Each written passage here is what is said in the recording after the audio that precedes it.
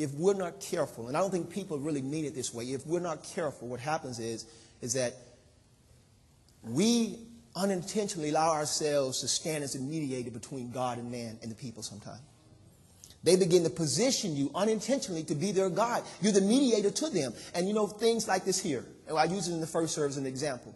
You have a need.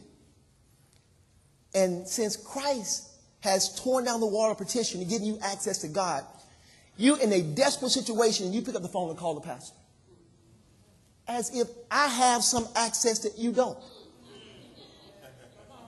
And you want to talk to me, and you're in a life and death situation, and you're not petitioning heaven, and you're calling me?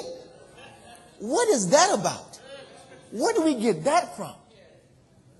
You have access. You have one mediator. One mediator.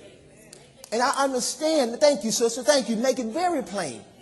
I'm not coming against it. I'm simply saying, listen to me. If you're in a situation like that, you need to talk to him. He's giving you access. The old sign said, Jesus is on the main line. Tell him what you want. Call him up and tell him what you want. You better be calling Jesus and stop calling me. I am not your, what I'm saying, minister, we're not God to you. We are representation. We model, we teach. But you have to understand, you have the access. And you have to use it by personally applying it to your life.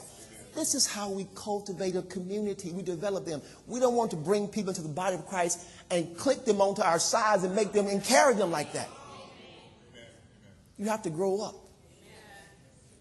And the next one is to establish a mediatory position. I'm not your mediator. That's what I'm trying to say. I'm not trying to exalt myself to anything. And that's very important, because if we don't make these things very clear, people can misunderstand you.